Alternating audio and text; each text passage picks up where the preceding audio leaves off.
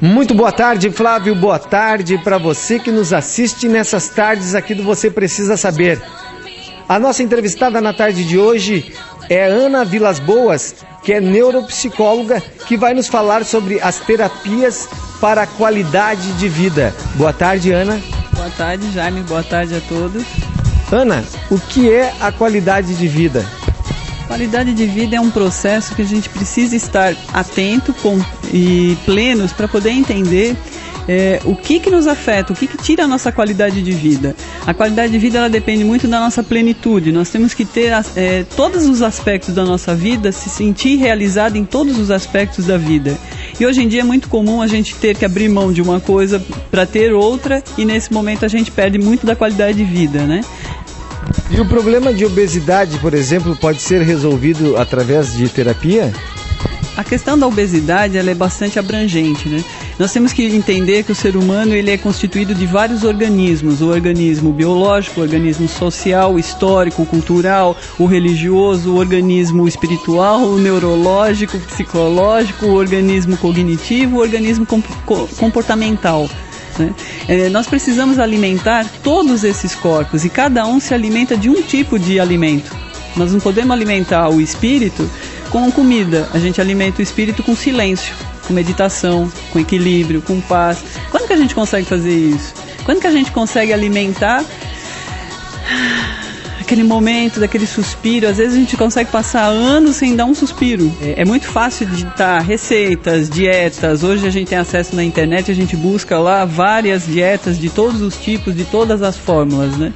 Mas qual delas se adapta para a relação que eu tenho com a minha família, a relação que eu tenho com o meu trabalho, a relação que eu tenho comigo, com a minha dinâmica, com a minha história de vida? Porque eu posso estar usando o alimento hoje, no caso da obesidade, para travar um sistema, para travar uma vida, travar o comportamento, travar a minha ação.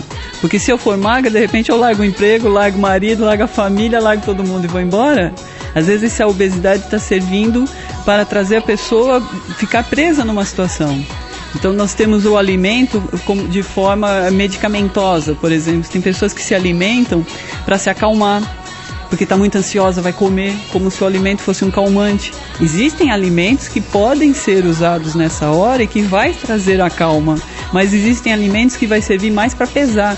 Então se a pessoa está usando o alimento para pesar, para travar a ansiedade, ela não está se acalmando com o alimento. Por exemplo, tomando um suco de maracujá nessa hora, ela vai se acalmar.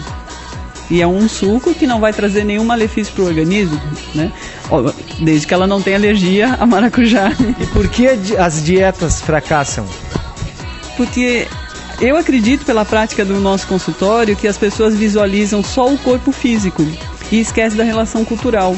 Muitas vezes uma família, por exemplo, uma senhora dona de casa, ela cozinha a semana inteira para preparar e elaborar o banquete que vai ser feito no fim de semana, para reunir a família, reunir o neto, o amigo do amigo, o cachorro, o galinho, o papagaio, né? E como eu vou fazer essa pessoa entrar em dieta? É impossível. Eu tenho que trazer a família para o consultório, para essa família mudar essa relação social, essa relação de contexto, de por que a reunião tem que ser só em volta da mesa, só em volta da comida.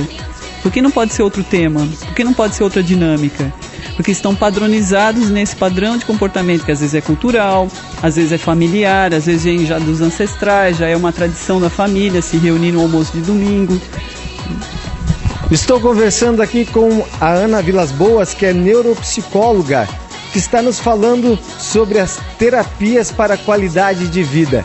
Eu volto no próximo bloco conversando com a Ana com mais informações nessa tarde aqui do Você Precisa Saber.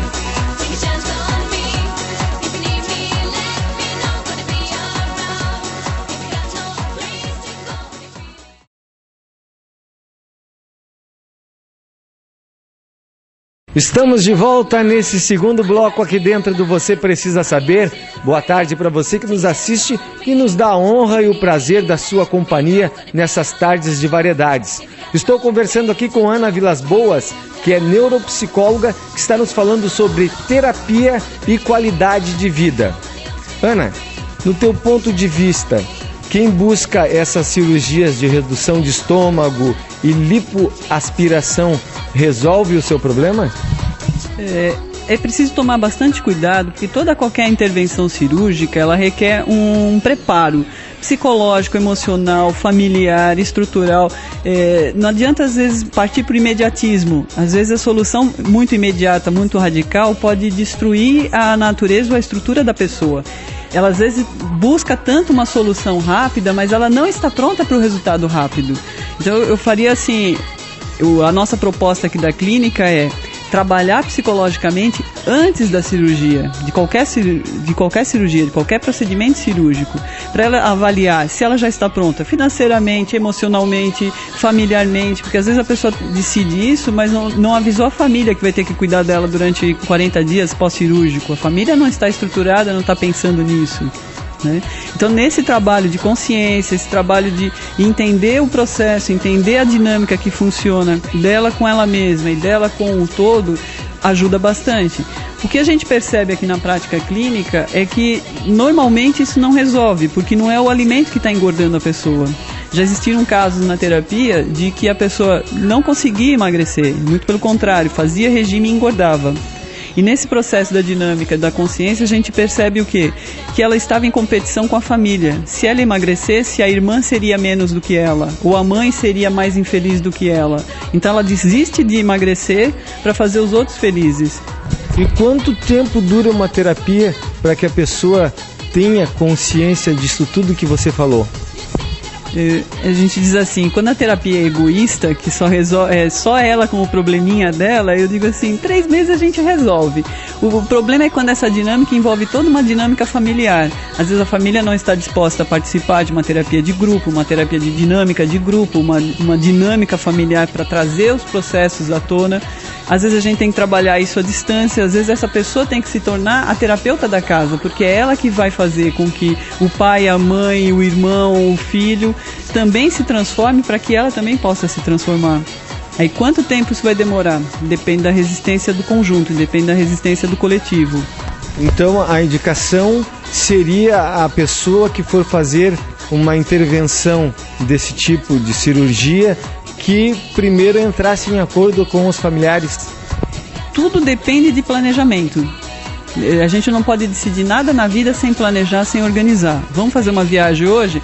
Para fazer uma viagem hoje tem que saber se todos na família estão de férias, né? O que levar, como vai levar, qual é o dinheiro, não é assim? Às vezes a gente toma iniciativas dentro da residência, dentro da casa e acredita que não precisa envolver os demais. E não é assim. Conversei aqui com Ana Vilas Boas, que é neuropsicóloga, que nos trouxe essas informações nessa tarde aqui do Você Precisa Saber. Ana, muito obrigado pelas informações e você tenha uma boa tarde. Eu que agradeço, Jaime, obrigado a todos. Espero que todos consigam se organizar melhor, se planejar melhor, se conscientizar. Procurem falar em família o que precisam, o que querem, o que buscam para fazer o planejamento familiar. Isso é qualidade de vida. E que você siga o seu dia com muita saúde, qualidade de vida e feliz da vida.